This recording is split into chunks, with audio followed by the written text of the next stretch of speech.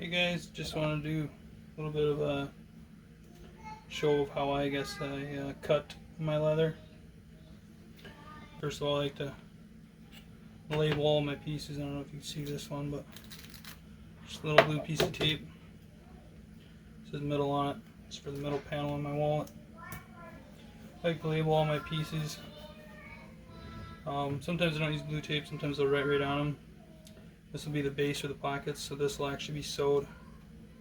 It'll actually be to this middle panel, so you'll never see this backside. So that way, it's just I don't have to worry about a blue piece of tape coming off a piece. If it does end up coming off, then you not remember which piece is which, and you'd have to check it with a ruler to check which size it is. But this just allows not have to worry about losing a label if your piece is never going to be seen, or your place where you're going to put the blue tape is never going to be seen. You can just write it right on the leather like that.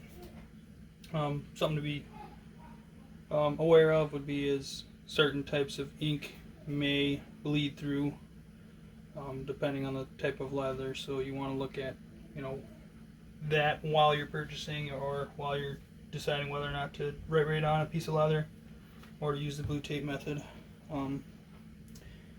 Anyways, I'm going to get to it and cut this piece. Some things to note, I guess, would be is I like to put blue tape around my piece when I'm cutting it, so I don't have to worry about the leather moving around on me. Sometimes when you're cutting leather, what will happen is you're putting force in one direction, and what will happen is it'll want to start to bunch up on you a little bit, and it's not much, but when you're cutting, it'll be maybe just a little bit, but that little bit can cause you to be off on your line, because it changes the actual where you're cutting line when it punches up like that. Anyway, you can get to cutting on this piece. This is for the middle panel on my wallet, and what I did is for marking, I a little pencil, measured over my distance, in this case 3 3/4 for this middle panel, and I'm going to make a little mark. The reason being is I'm going to be cutting basically on the inside of that mark slightly, so the mark will never be on this finished piece of leather, and that's just how I mark. I know you can also use a wax pencil. I just don't have one, and looked at shipping, and it seems like no matter where you get anything right now with COVID going around, you can't seem to get anything within like 3 days, 4 days minimum, and I wanted to shoot this video today. Hey guys, just a quick tip here I wanted to talk about while going over the cutting area of leather. I like to use this corkback stainless steel ruler, and the biggest reason I like to use it is its ability to grab onto the leather. So like if we put it on leather, for instance, like this, and I try to shift it, like push down and shift it, so for instance, I'm going to cut this piece of leather, I'll put my hands on it. Instead of it moving around, it stays in spot. And I'll give you a quick example. So here's, regular stainless steel on the leather, and now I go to shift it. I mean, it is night and day difference how easy this one is to shift around versus this one. It grips quite a bit. So that's just one of the reasons I use this corkback ruler. One thing to note is that because there's obviously a little bit of a gap between here and here, and this is the cork is the part that rests on the leather, your blade can, so when you're cutting it, your blade can rotate in just a little bit, so you can sometimes get a cut that's maybe not perfectly perpendicular to the top surface. Maybe it's a little bit less than 90 degree of a angle on your edge that you're cutting, but I would say that it doesn't happen very often, and most of the time it happens if you're trying to get through a bunch of the leather at one pass, or during one pass, and so you're pushing down super hard and pushing across, you're more likely to wobble that blade back and forth versus doing the first 2 passes as lighter passes, and then the third pass being a little more aggressive and cutting through the leather on the third pass. But just another quick example of a simple tool that can really make your cutting of leather go a lot faster, or just a lot easier in general. So let's cut this first piece here. This isn't the first piece, I guess, that I've cut, but first one I'm videoing anyways.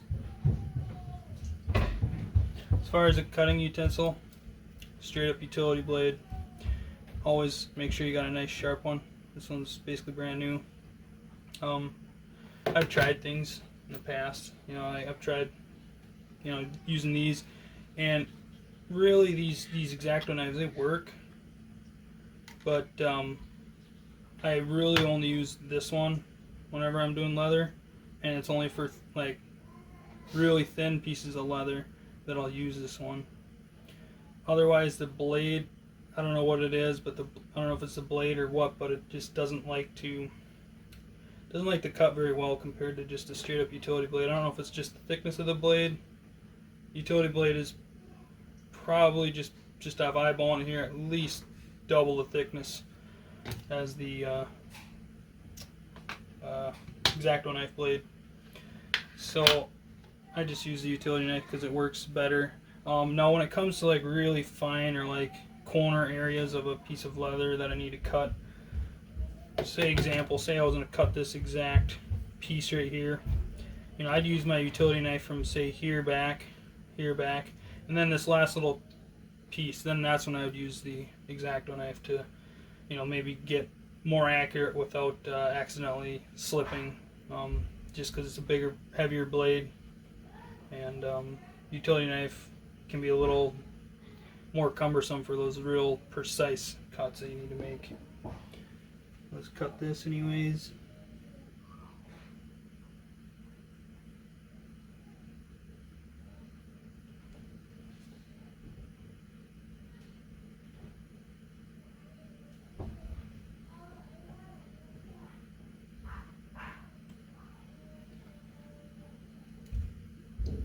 And now on my first pass when I'm cutting, I always remember to always keep down pressure on your ruler to help hold the leather in place as well. But I always, on this first pass, I always do a kind of a lighter, hardly any down pressure cut, just to get through the top layer. Same with the second pass, and then the third pass is usually the cutting pass. Looks like I got through just the end here. Finish that off, and the very tip here.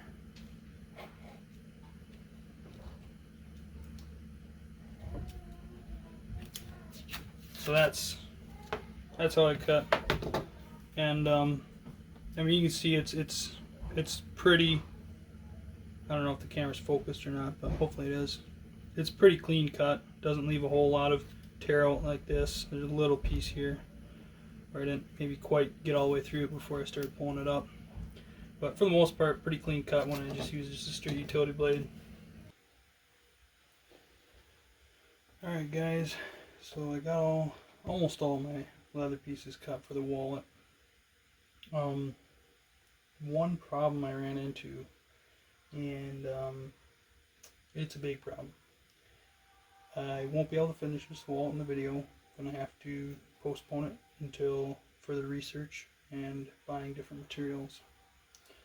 The reason for that is if we look at this would be essentially our left pocket. And I want it to be 4 pockets like this. There's 1, 2, 3, and 4. The problem with that is, look at how thick that is. I will try to see if we can't get rough thickness, but when I measure it, it's 5/16 inch thick. Now, if this was the overall thickness of the one side of the wallet, it wouldn't bother me so much. Basically coming in at just a little over 1/2 inch, roughly 5/8 of an inch. The problem is now that you mount this, well, there goes my furnace in the background. Hopefully you can still hear me. But basically, this will be mounted on the middle panel, right? So we add about another 1/16 of an inch, which then we add the back panel, adding another 1/16 of an inch. Plus, in between there, we actually have a small spacer. So if we pretend this is the spacer that I would have in between these two panels, we add another 1/16 of an inch. So this would be our finished overall thickness. See if I can't get them all lined up here.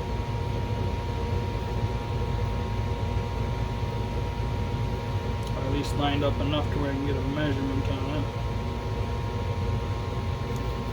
Of one side of the wallet, which I measure comes in right at about, just a 32nd under a half of an inch. I'm try and show it on here, but roughly a 32nd under a half inch, so roughly a half inch. So then when you fold it together, I mean, you got a 1 inch thick wallet, which would actually be thicker than what the first build was. So back to the drawing board. And what the drawing board needs to research today is going to be understanding leather types and thickness. So the next video I put out is going to be understanding leather types, understanding leather thicknesses, and how we're going to go about selecting the next basically piece of leather that we're going to have to supplement these pockets for, because this is just going to be way too thick. So we're going to postpone the finishing of this wallet because we already ran into an error, an issue, thickness obviously. And next video will be about understanding leather types and thicknesses, and then from there we'll select the leather, get that order, get it coming, and hopefully by the end of about another week from now, week and a half from now, all depends on how crazy shipping times they are with this whole coronavirus thing going on. I mean, it might take a while to get more leather. I mean, it took me about 5 days to get my last piece of leather that I ordered.